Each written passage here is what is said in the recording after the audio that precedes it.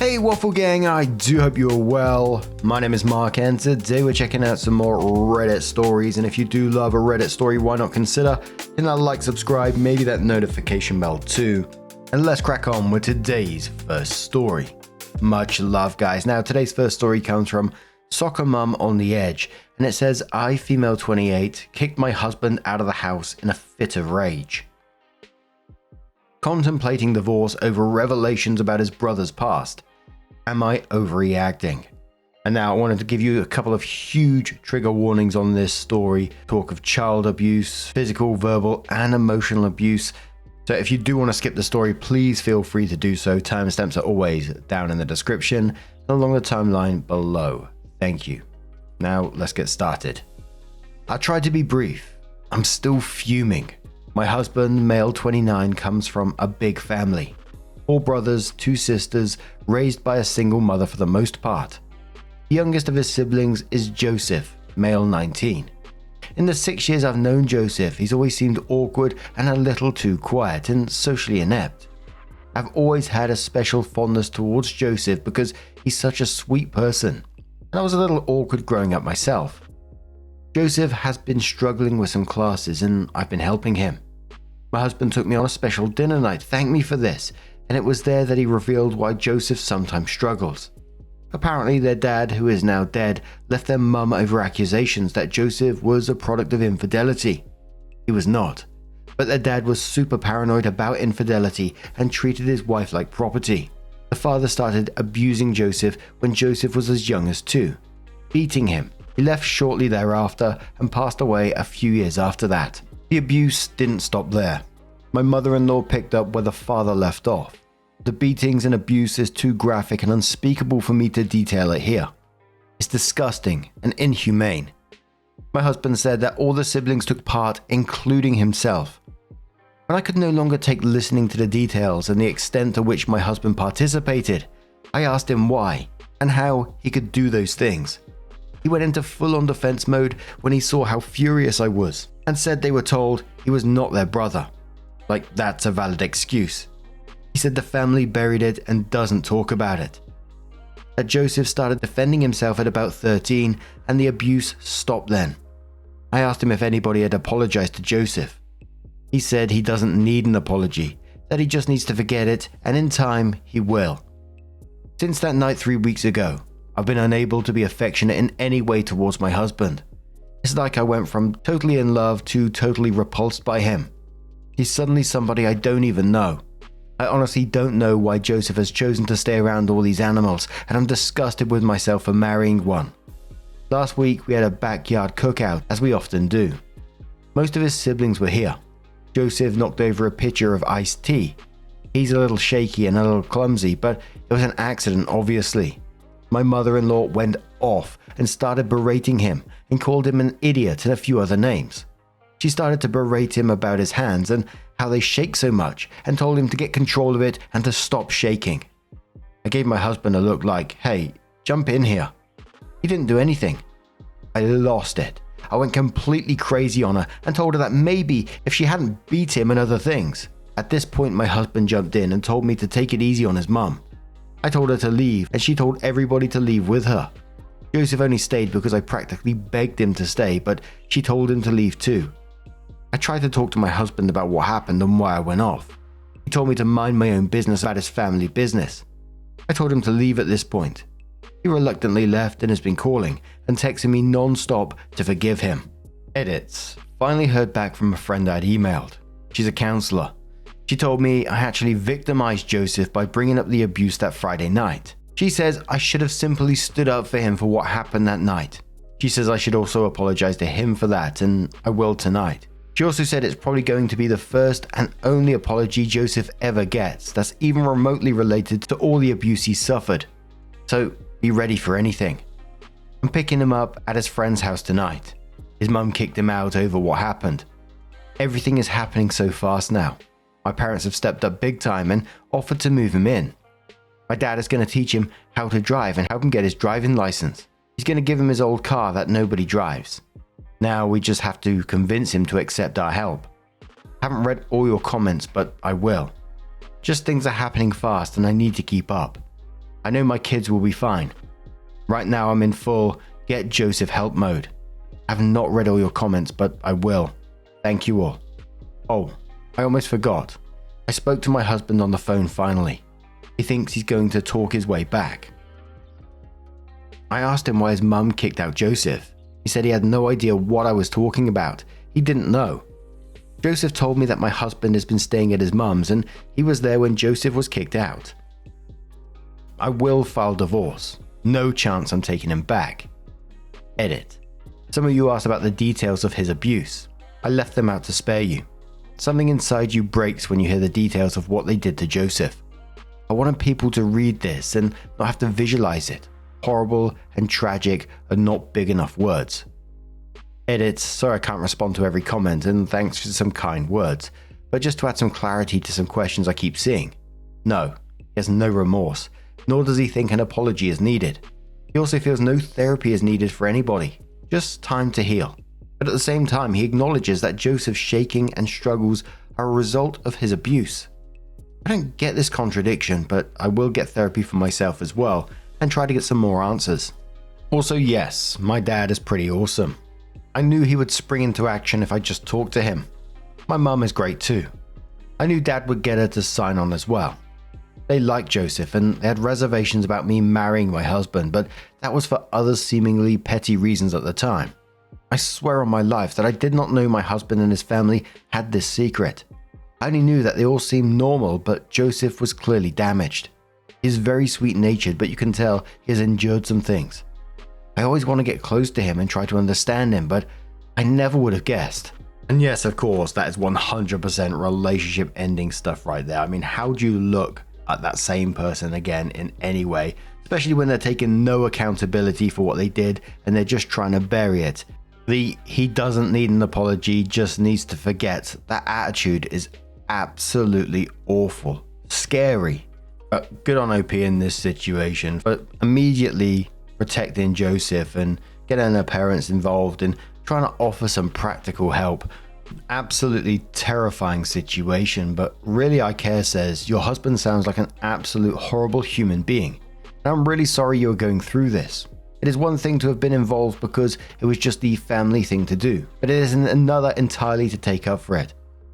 To be honest, they should all be prosecuted. I realize that this sucks a lot right now, but this is not something I could ever live through. I don't know if you have children, but if you do, that kind of abuse history would be something that he might do to your own children, but also would be important in any custody disputes. He is despicable. I'm sorry you found out this way and not sooner. Edit. When I mentioned being involved with it because it is a family thing, I meant while OP's husband was an impressionable youth.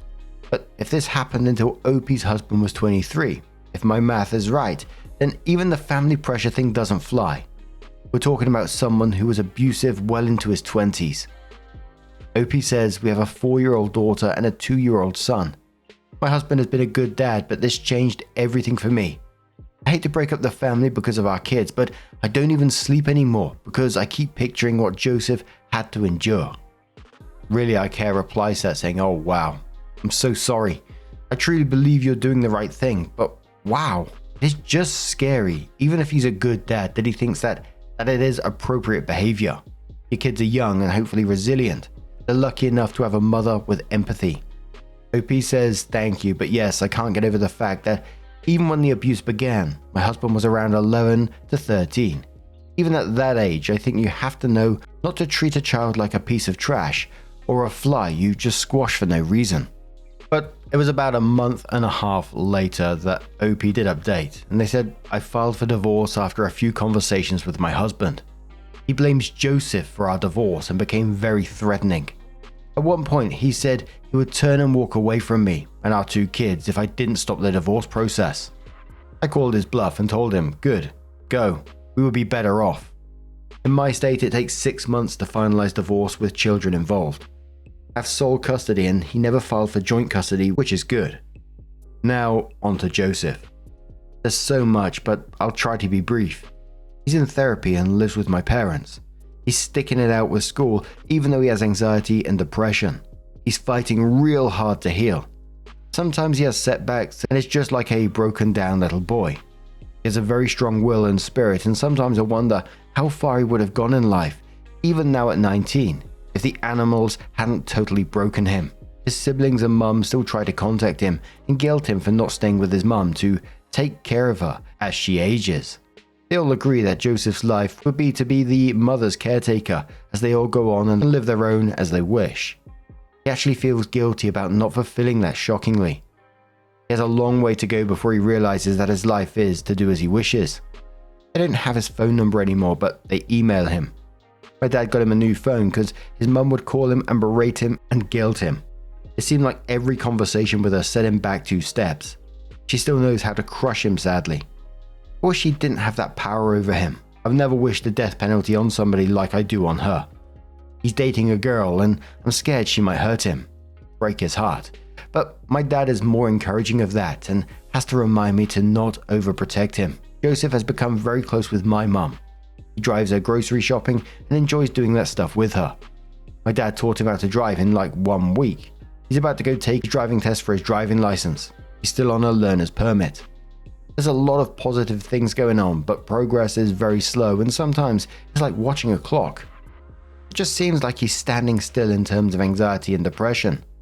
I can't say too much about it all that's going on, but I can say that my parents have an attorney and are going through the adoption process.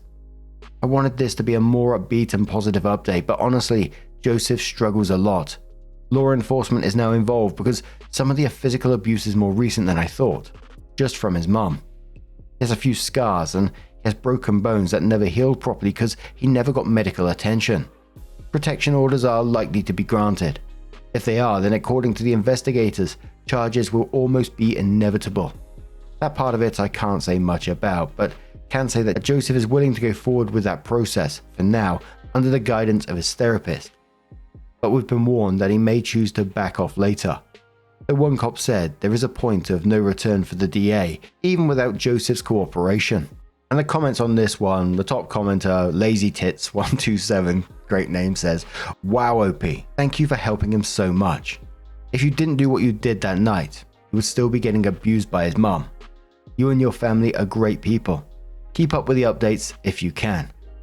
It's good you divorced, because if that's your husband's mentality, I can't imagine what justification he would have had if he hit your kids in the future.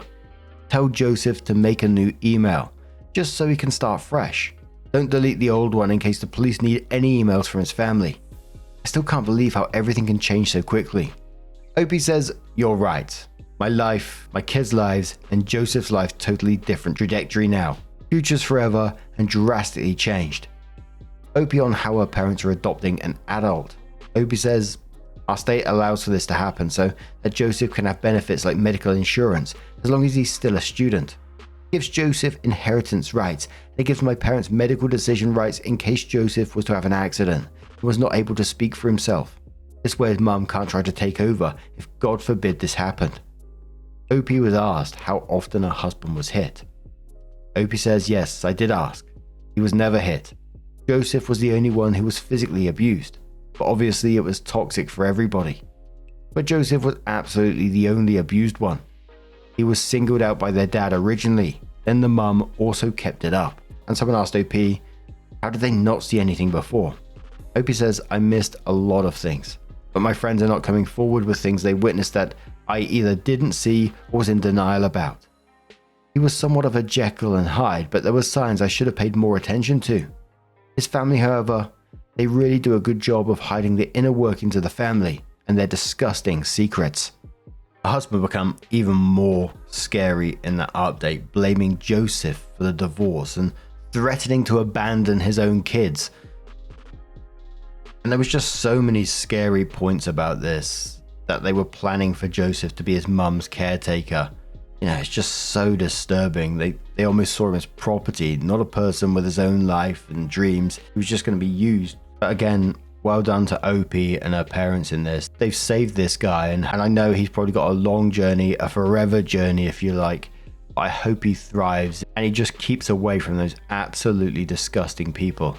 And I hope that justice in some form does happen to them all. But what do you guys make of this one? Let us know your thoughts down in the comments below. And let's move on to another story. Now, our next story comes from Long Jumping Bit 9234 from the Am I the Arsehole subreddit, and it says, "Am I the arsehole for buying my sister a super expensive gift for her 40th birthday? I'd like to get some outside opinions on a situation that's gotten a bit tense. I, 35 male, have been doing very well for myself lately after a recent promotion. One of my personal goals is to purchase a specific Rolex, and as a part of that process, I've been trying to build a relationship with a luxury watch dealer. My sister, 40 female, turned 40 last month, and since she's my only sister and we're very close, I wanted to give her something special. She loves designer items and has always appreciated that kind of thing. So for this milestone birthday, I got her a Cartier watch. Around $13,000. This is very out of the norm. Typically, I spend around $200 on birthday gifts for both her and my brother-in-law, 44 male. The issue started after her birthday. My brother-in-law made a comment about how he hoped for a designer watch for his birthday too. And I laughed because I assumed he was joking. Turns out he wasn't. I later found out he was actually upset about the difference in gifts. For his birthday, which was 2 months before hers, I got him a $200 gift. And for his 40th a few years ago, I got him a $500 steakhouse gift card. Now both he and my sister were upset. She said the gift was disrespectful to their relationship and too unequal. And while she seemed sad saying it, I couldn't tell if it was more about the tension it caused. To be clear, I wanted to do something unique and meaningful for my sister, someone I've known and loved my whole life. I'm not particularly close to my brother-in-law, and honestly, I've always had to tolerate a bit of insecure behavior from him. I didn't expect this level of drama from what I saw as a generous, one-off gift. They have asked I return the watch and get 2 $6K watches.